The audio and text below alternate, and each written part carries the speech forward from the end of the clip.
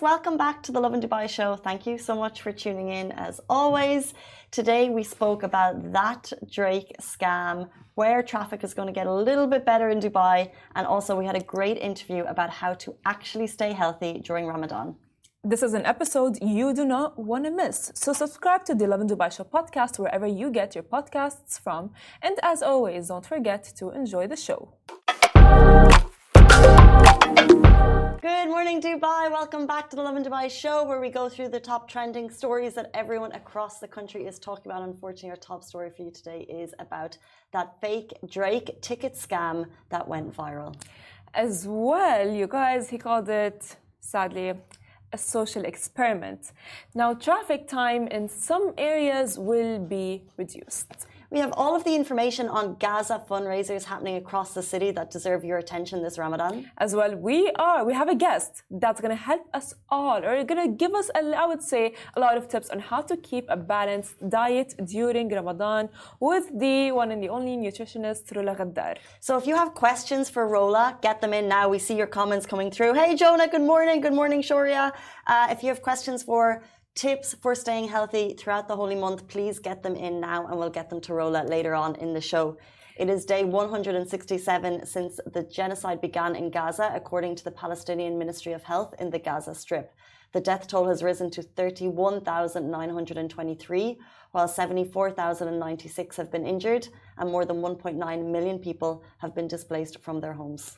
Now, regarding Dubai Iftar timings, today Dubai Iftar time is 6:34 p.m. You can find, of course, the up-to-date prayer timings on Lovin Dubai website. And current temperatures in Dubai sit at 22 degrees. If you want a weather update, go on to NCM, which is the National Meteorology and Seismology report for the UAE weather, and there where you will get your up-to-date information. If you want to chase some rain, we know it's coming later on in the week, but also Storm, the weatherman, who we had on the show not too long ago, is your place to go and get rain information. So, I want to talk to you about something which has been honestly occupying my mind. As you know, we are living in the digital era. Social media is controlling all of our lives. As I said, it is controlling all of our lives to the point where it can affect us emotionally and mentally. And people often forget that if I see, let's say, a profile on Instagram, I can forget that this profile is choosing to show us what they want to show us, but we tend to forget that this is not real. This is all virtual. This is all, I would say, a scam, just like our story. That will be very soon. Such a good point. Yeah, such a good thing. We're talking about Drake scam, so it's like everything you see is a scam. No, but it's the highlight reel. Yes, and it is. You can't blame people for only showing the highlight reel, i.e. Kate Middleton photoshopping. You can't blame people because why would you go on to spread negativity? People who try and be real, they still only share a snapshot of their lives. But I think what we're trying to get to is that it shows us an unobtainable image of people's lifestyles and therefore makes you feel less good about yourself. I am 100% a victim of that. I look at people that you might aspire to be and think, why am I not doing that? I'm doing this, they're doing this, and therefore it makes you feel smaller. And that's why social media is a pain, and I feel like I'm probably not the only one who feels that way. It is, because it is, by the way, it is hidden negativity as much as it can be a positivity, and there are a lot of positives to social media and the technology and the digital era that we are in right now. It can literally bite you. I'm not even joking. I mean, I have a friend who is depressed because of it. And I tell her, I'm like, listen, it's not, you see what people choose to show you. You don't see, because again, like as you said, you're not going to be posting about problems in your life. You're not going to be posting about, let's say, not having this, not having that. You're going to show you have this and you have that. And we are as well our own worst enemies. We really are. We oftentimes we do forget that we are human, and we go like, oh my God, yeah, but she has that or he has that, and why don't I have that? Why don't I? And we tend to focus on what the negatives of our own lives, which, by the way, like social media can be toxic sometimes as well. As well with like the body image issues and so on. We tend to forget that, we are human, we are real. So cut ourselves some slack. Yes. Someone actually said this week, and I thought it was really interesting, that anxiety and depression is the disease of our lifetime. Yes. And I think it's massively attributed to social media. I feel so lucky to be in my 30s, because when I was going through secondary school, high school, it wasn't as much of a focus. We had something called Bebo. Okay. Does anyone know Bebo? It was like the OG Facebook. Anyone? Bebo users out there? It was like, we didn't even have MySpace. I don't know why. But less of a focus on social media, and I think that I was lucky to have skipped that. If you had advice for a 13-year-old now who's asking, let's say, for example, parents, you have 13-year-olds, they want to be on TikTok, they want to be on Instagram. What do you tell them? I mean, I can't give advice because when I was growing up, of course, that was when social media was introduced. Instagram was introduced. And then there was this trend of a thigh gap, right? And then Kim Kardashian came, it's the BBL. Or all of these things. And which, by the way, I was a victim of that. Eventually, and it's it was crazy. And then there was Tumblr as well, and with all of these things that were happening, if I will give any advice, is stay off social media as much as you can. Yeah. Because I promise you, Casey, if I was a victim when it began, I cannot imagine how it is like for children in this time and era, where literally at this point, likes define them, posts define them, and even, I don't know, for example, Charli D'Amelio, she is the TikTok girl, right? And after that, her career skyrocketed after the dance that she has created through COVID, and she had a show, and her sister would literally cry on the show, saying things like, "I don't feel like I'm treated like human." Which is true at this point, right? And it's everyone started trying to become TikTok famous and so on. And it's you guys need to just calm down and make it easy on yourselves. It's not easy, of course. And social media is not a place that we should trust ourselves with and trust other people in. Although, of course, our livelihoods rely on it, so please do not delete it.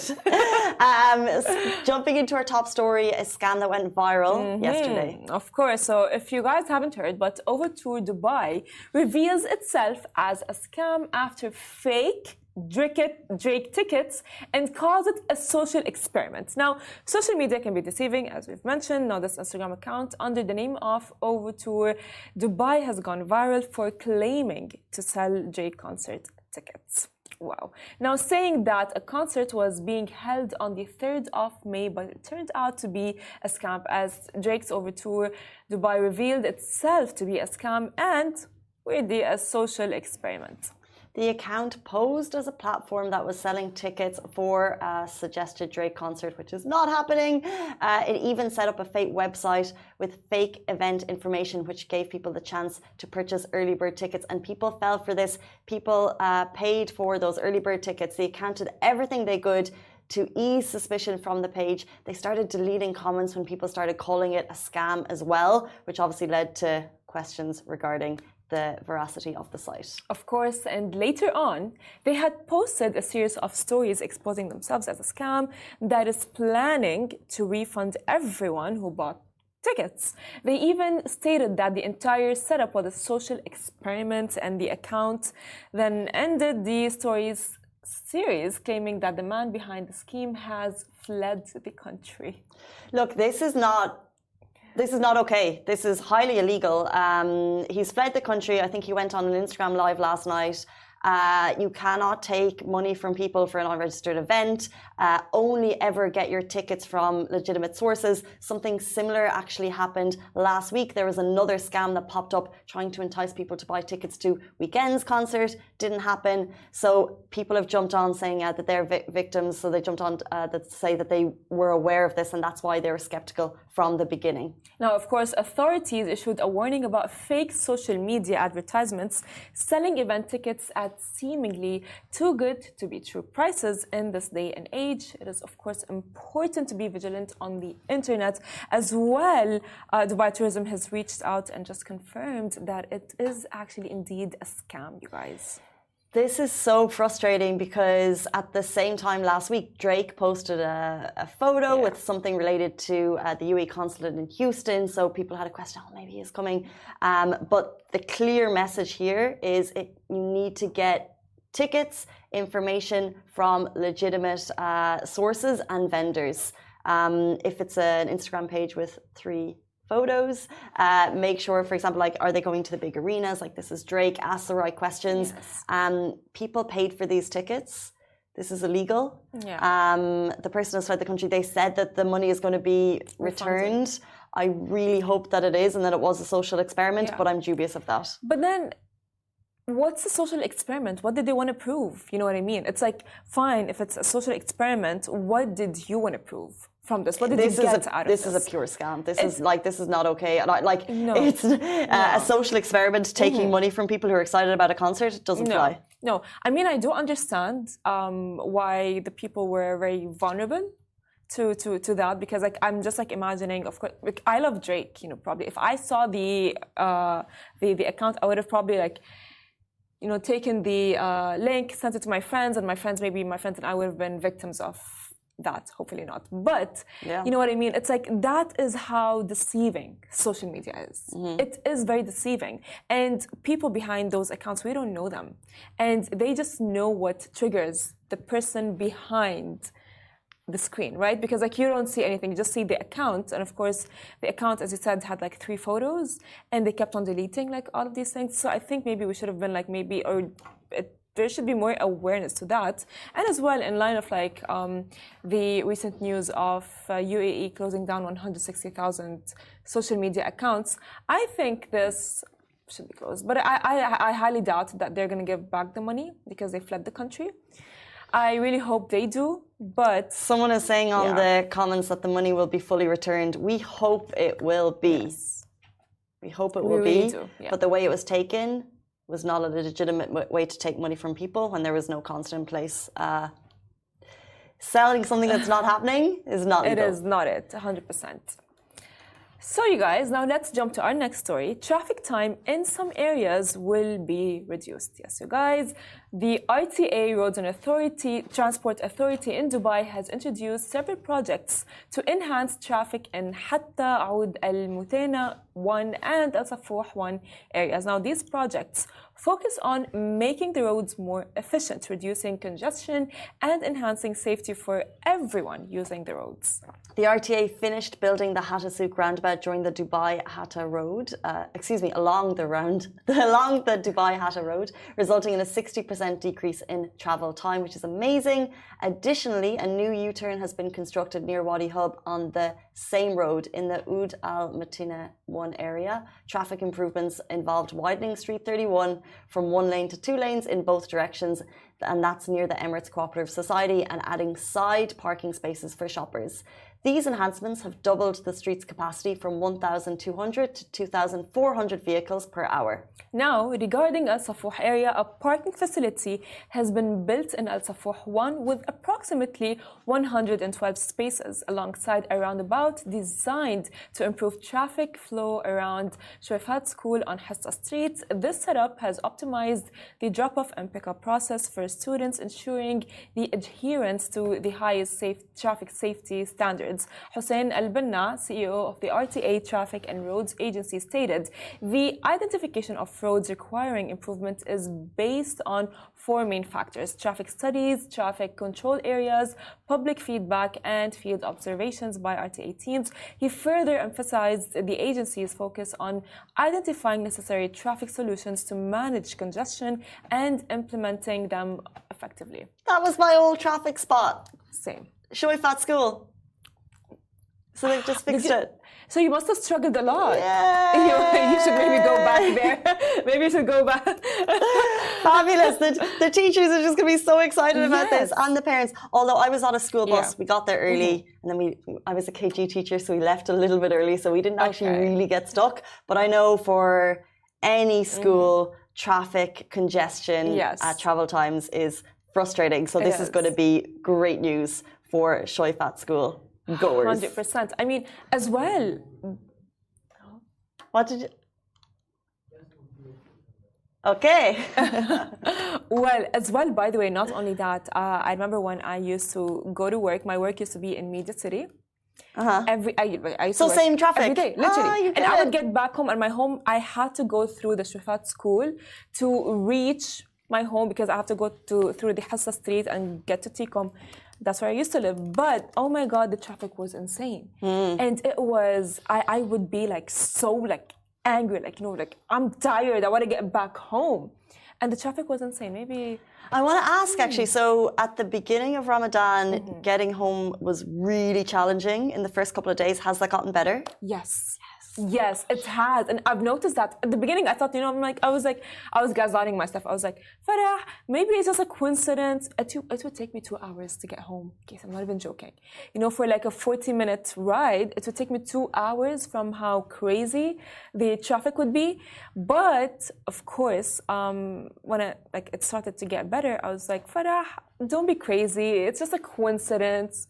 And then it happened, like, I would say several times. And I'd be like, something cooked here. Something's happening. What is happening? But yeah, it is actually getting better. I think it was just a big mix of floodwater still hadn't drained in Sharjah, so leading to traffic on that side of the city, and then a couple of bumps because, as you know, I fasted yesterday. Yes. And I couldn't decide whether or not I would drive to iftar. Okay. Or I would get a taxi. And I decided, because I had a couple of errands to run, I decided to drive. Okay.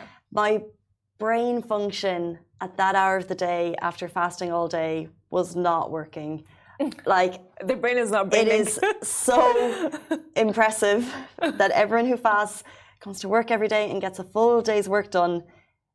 I really struggled. And my mum was in the car beside me and I was so grumpy and she was talking. And I was like, I physically cannot concentrate on two things at once. And whenever one thing caught my attention, I noticed I could only give my attention to one thing. You know, the way our brains work, we're able to maybe have a conversation and drive at the same time. For example, when I started zoning into what my mum was saying, I'd forget where I was going on the roads.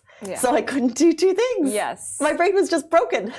It is, by the way, a thing because like when you know, like how my mom, when I was like younger and I would not finish my food and I would not eat, she would describe it to me as like, Farah, the car does not drive without fuel.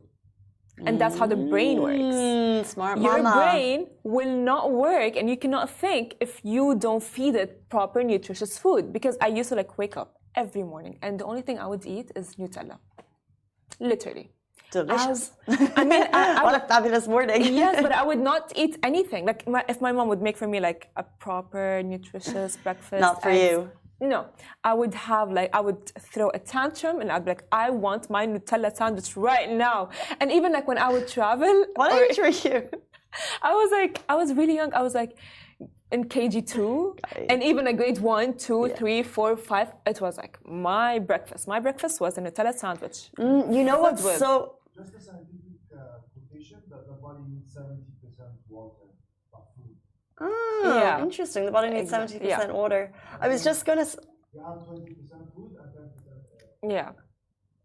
Interesting. That is true. I love that Nutella sandwich because, you know, when we grew up as kids, like obviously our palates have changed. But what was that one kids meal that you would have? That's kind of really weird now. But when you were a kid, that was like it.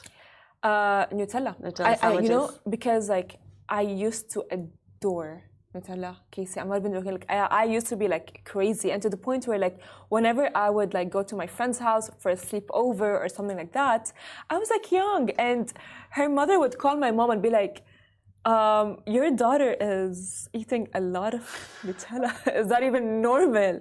And it's not normal because it's not healthy, of course, for like a. Any other kids' Nutella obsession? Masa, Hisham, what was your like kids' meal? Something delicious, or just something weird?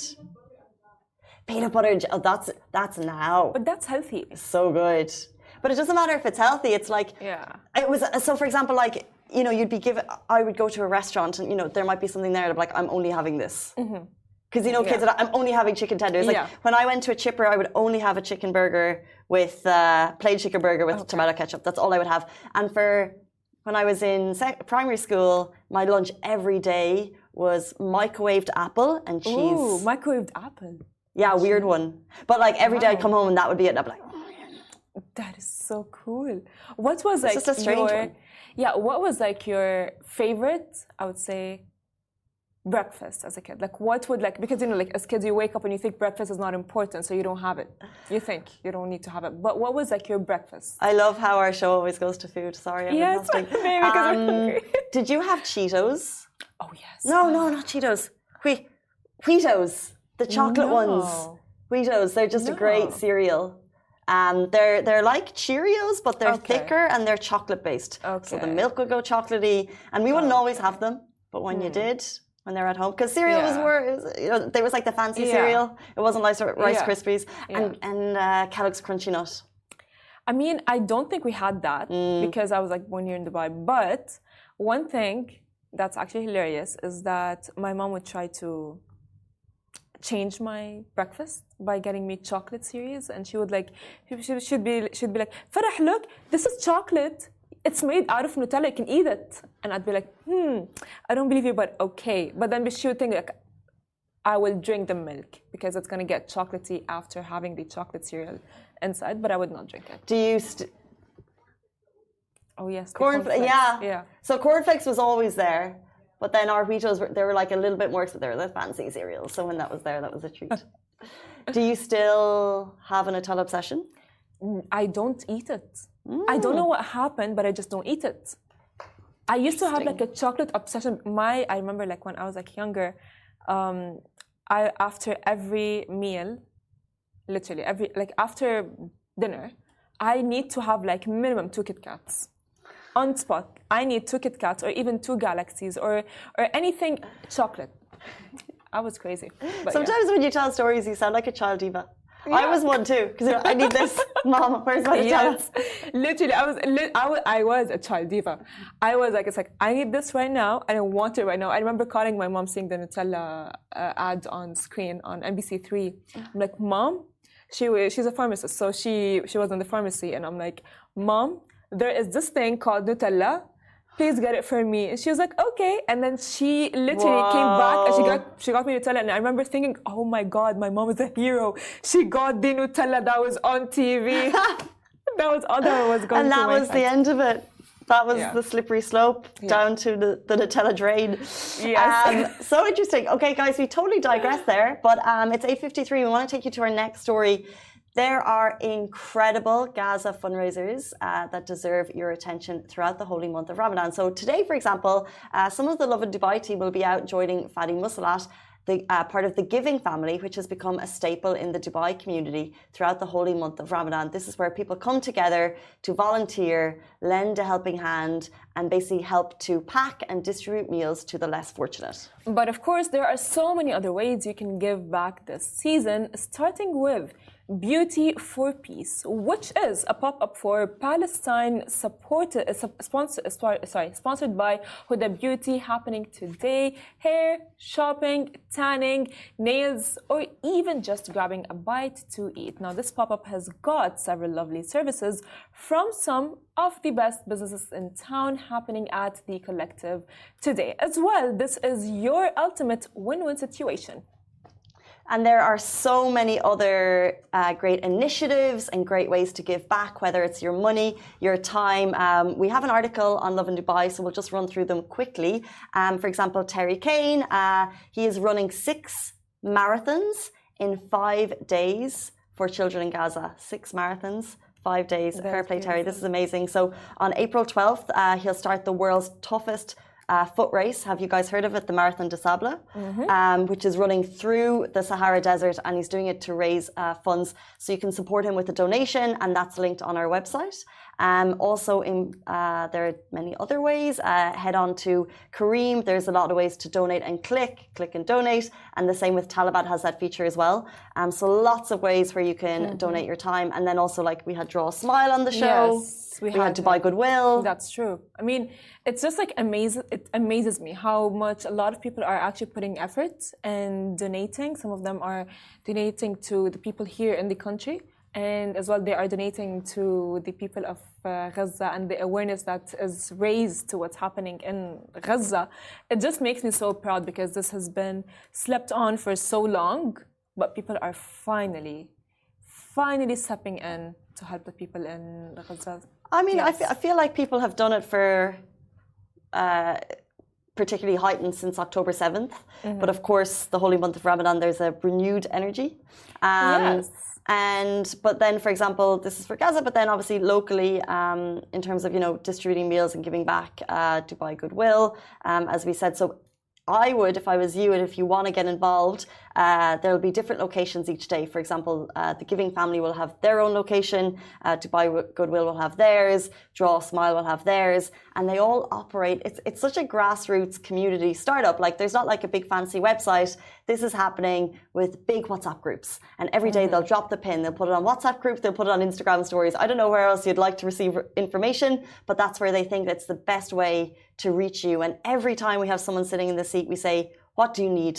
What do you want from people? Because we know we are sitting in very privileged seats, and we know a lot of people want to give back, and they just say, volunteer, time or money. Whatever you have, we'll take it. Like, anything you have that you can give back, these charities are so ready and able to accept.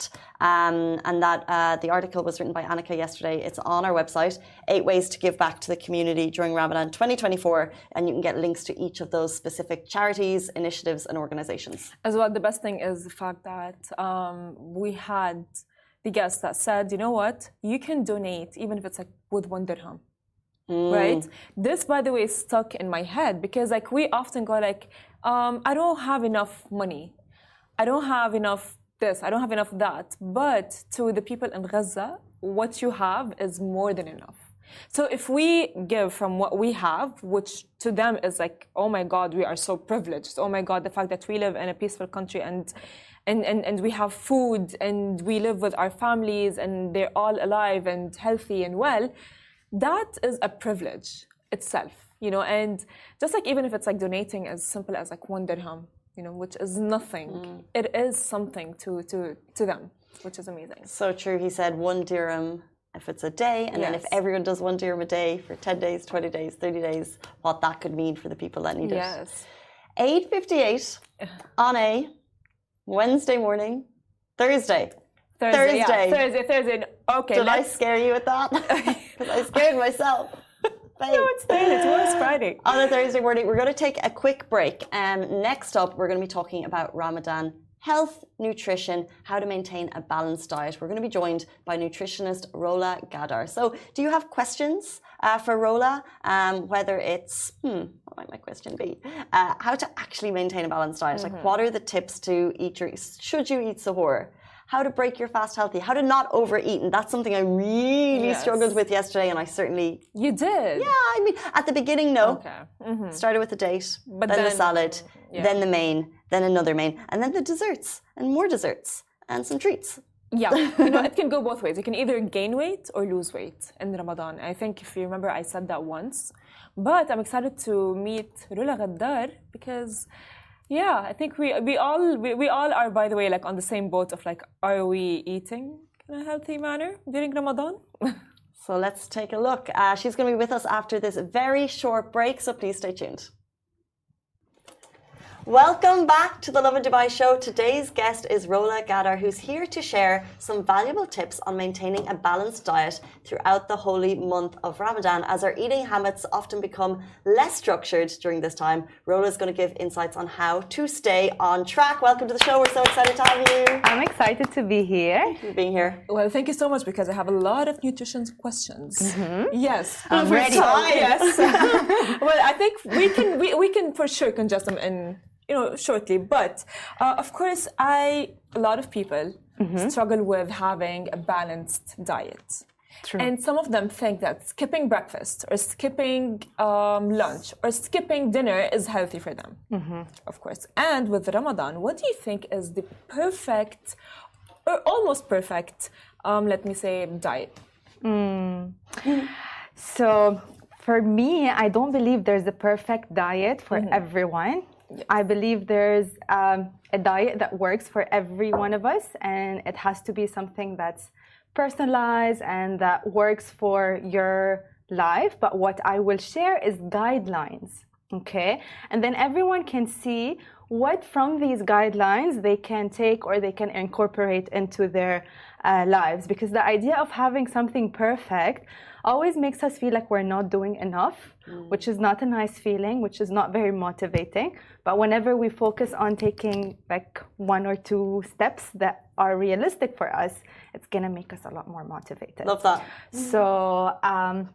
So first, what I think a lot of people heard already is to like break their fast with dates and water or yogurt. Okay, I believe yogurt is a great drink to have during Ramadan because it's high in protein, it's high in probiotics, it will give us energy, it's great for the digestive system. So it's great to incorporate it either when we first break our fast or after iftar, if we're having a snack after, or if we're having a suhoor. And then, because we didn't eat all day, our stomach is a bit like tense.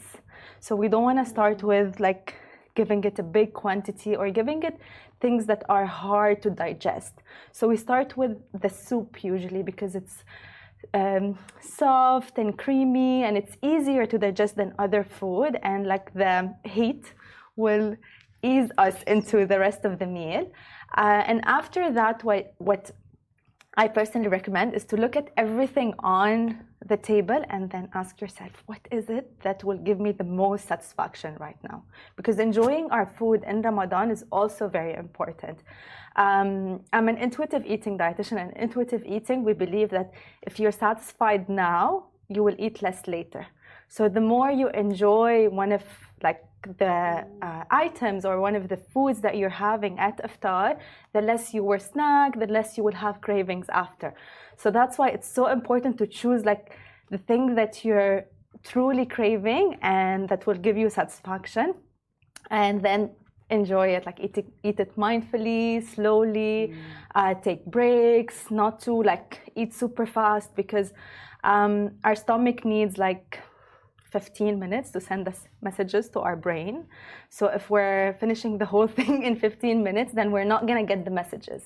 But if we take it slow, if we take like maybe between like the soup and the starter and then the main dish, like maybe 1 minute or 5-minute break, it will give us space to actually listen to the cues that our body is sending us. Where were you yesterday? Because I fasted and I went to iftar, and you've answered my next question, which was how do we not overeat? And you've answered it by saying, start with the soup, eat mindfully, and I did not have any of those tips, and therefore I overate. So, which leads us on to our next question: where do you stand on skipping sahur or having a balanced meal at 4 a.m.? I definitely recommend having suhoor because it's so hard to take all the nourishment in just iftar, because our bodies need like the protein, the vitamins, the minerals. Also, our digestive system needs another meal in order to move. A lot of people deal with discomfort in their digestion during Ramadan, and skipping suhoor is one of the reasons. So I really recommend having something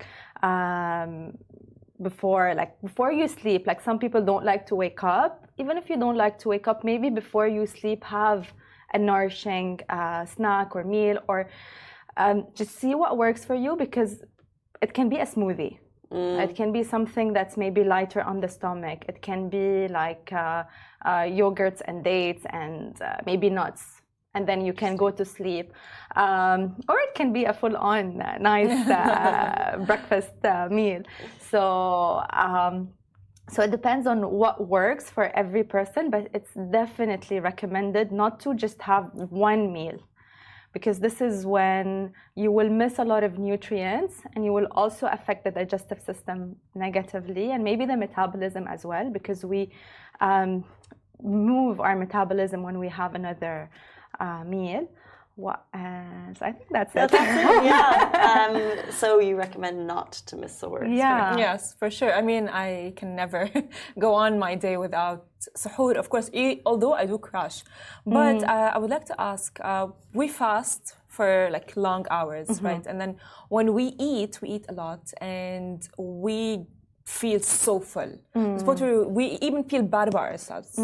So how can we avoid that feeling of feeling full and feeling bad about ourselves? Because like it comes hand in hand, like, you know, feeling full and satisfied, like, you know, you're full, but then you as well feel bad.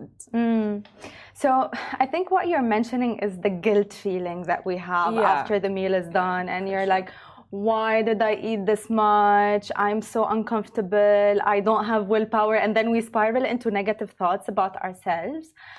What I recommend in this case is curiosity. Okay, so we don't want to be like super harsh with ourselves. We want to understand why this happened. So why wasn't I able to eat mindfully or take my breaks during my meal, or connect to my fullness, or even to choose the foods that feel good to me?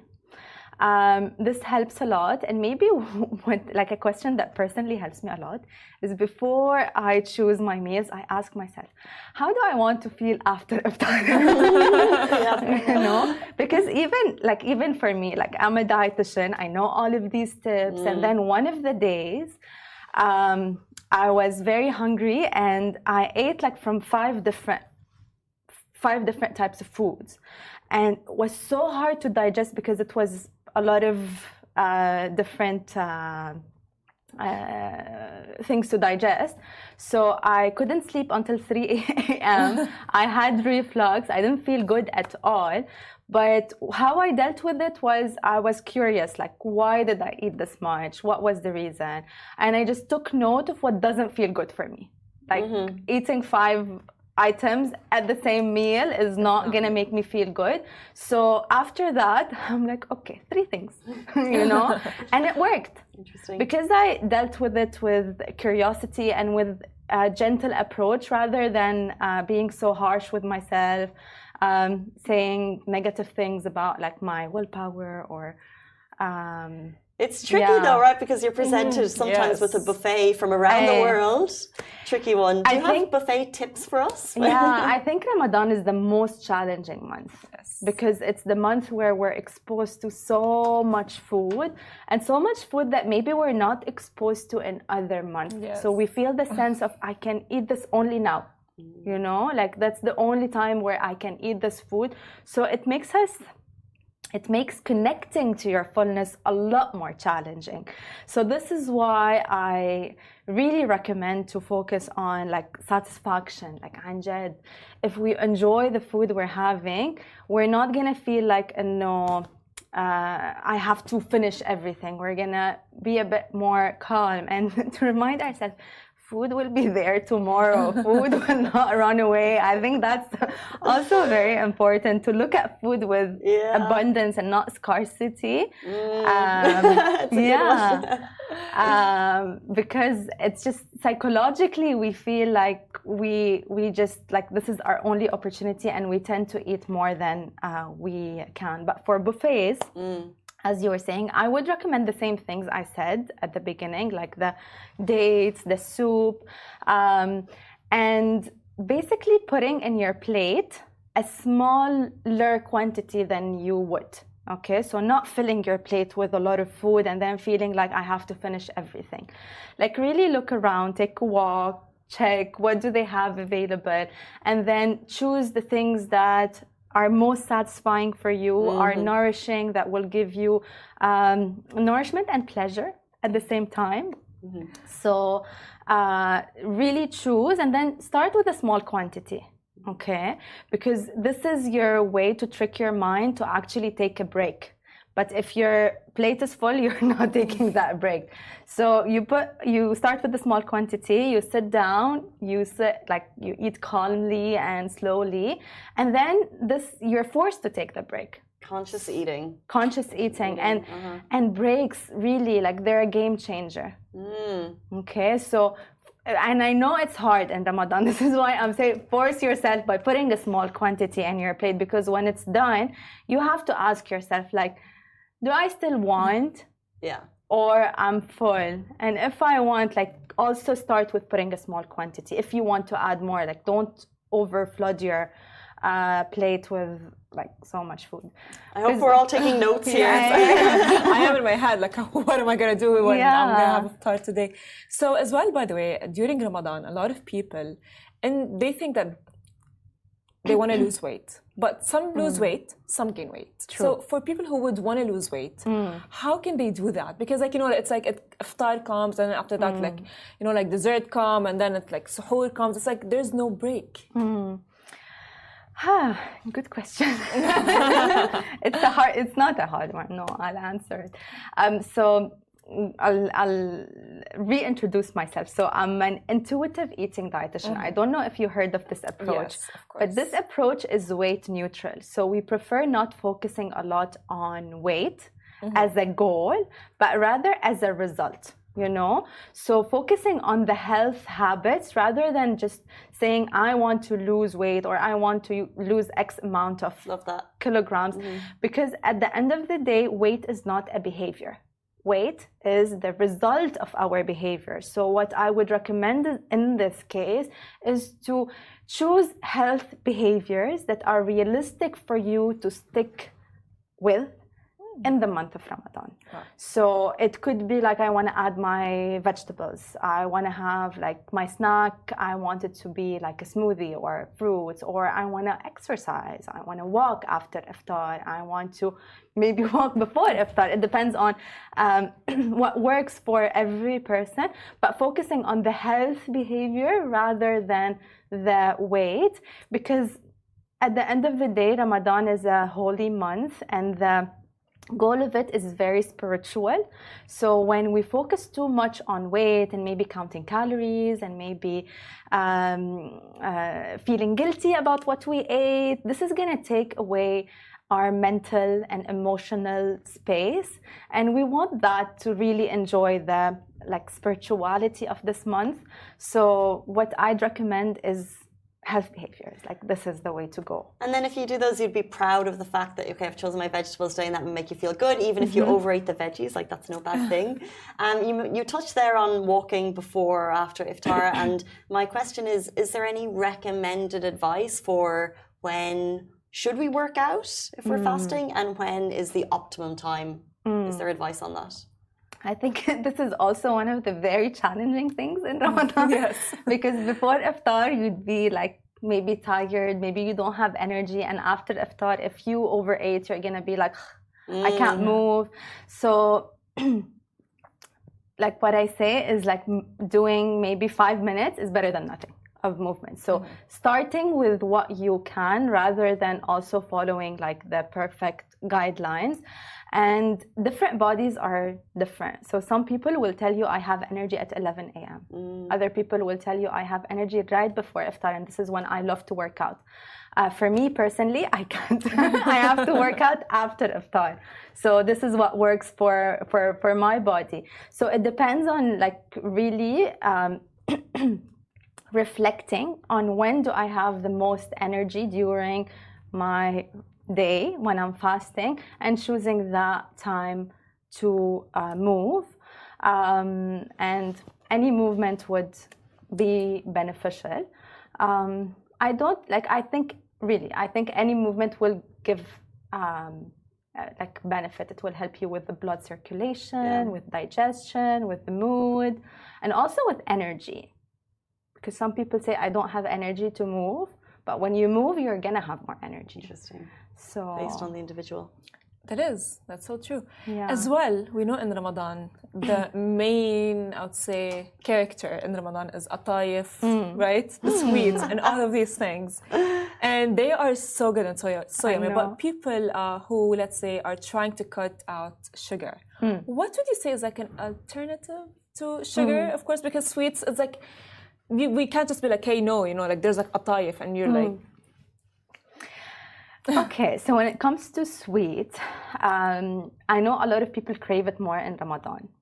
So the first question that I would advise them or invite them to ask themselves is that, is there a healthier alternative to the sweets that I'm craving? So let's say they're craving, I don't know, I need to find a good a good example. But let's say they're craving a type like kalej. Okay, which is fried and very high in sugar. Sounds delicious. It is delicious and crunchy and all of the. So I would ask them: is there an alternative that would give you the same satisfaction? That's maybe a bit more nourishing to your body. If the question is yes, then go for the more nourishing alternative. Like I know, for example. حلاوة الجبن is actually lighter, okay, because it has a bit of cheese, it has like the ashta, which is also lighter. So in terms of its effect or its impact on your blood sugar, it's could be less than other sweets. So if this will give you satisfaction, then by all means go for it. If like there's a there are a lot of, like health, like more nourishing alternatives on Instagram recipes that people can explore with, things that are with dates. So if these are giving them satisfaction, amazing. If not, don't deprive yourself. But start with, like we go through the same process of starting with a small quantity, really enjoying, really eating slowly, and not feeling like no I can't have it, I'm not allowed to, because at the end of the day when you deprive yourself you need a lot of willpower, right? And willpower around food, you can have it for a limited period of time, and it's always the case. So you're gonna be like, okay, first day I'm not gonna eat, second day I'm not gonna eat, third day I'm not gonna eat, but every day you're looking at it and you're feeling like no, I want more, I want more. So it's gonna create this buildup of deprivation and buildup of craving. And then there's a day where you're gonna be either stressed or you didn't sleep well, or you fought with someone, or there's something that triggered you, and you're not just gonna eat one. You're gonna eat the whole thing. That's true. You know. So to avoid that, I recommend not letting yourself get to the deprivation and not building up this craving. If you really feel like having it and there's no healthier alternative that will satisfy you, then go for it. Go for it. We're going to leave it on a sweet note. So we've actually gone way over time, and I feel like we have we could sit here for days talking to you. So before you leave us, we have to leave it on a sweet note, and you did say go for it. And our producer Massa asked, what is it, the one sweet that you recommend? The one sweet that I recommend that we can have glorious amounts of. No, for the day that you've had the fight, you've had a long day at work. If I am going to treat myself, what am I treating myself with? And I also wanted to ask you what you thought about Vimto and Tang and all of the nice drinks. But our time is run out. So I don't know, like it's a tough question because everyone loves something else. Like some people love things with chocolate, some people love things with like Arabic sweets. So it depends on what they like. So I would say the sweet that you love the most. And very quickly, Vimto, Tang, what are your thoughts? They're very high in sugar. So I wouldn't recommend having it every single day, but also like I wouldn't want people to feel like super deprived. So finding like an alternative to it that they can also have at iftar, like maybe flavored maybe sparkling water or something, or as I said, like the yogurt. So finding an alternative to it. But then if they want to have it, I wouldn't recommend it to be like an everyday thing, because it's high in sugar and it's going to impact the blood sugar and it's going to increase the insulin and all of these things. Okay. So Yeah. Wow. If people want to find out more, how can they reach you? They can reach me on Instagram. My account is actually my name, so it's Rola Ghaddar. Yeah. I'm so sorry to cut that short. You've been very insightful. There's one more place they can reach me. I have a podcast. It's called Mish Diet. So not a diet. Yeah. And I share a lot of tips and insights. It's in Arabic though. Oh, okay. Yeah, Amazing. you'll learn Arabic. I know. For sure. Teaching us everything we I'll need. translate it to you. It's going to take me time. Teaching us everything we need to know about intuitive eating. Thank you so much, Rola Ghaddar, for joining us on the show. Thank you so Thank much. you for having me. All we have time for. We're back with you tomorrow morning, same time, same place. Goodbye from me. Goodbye from me.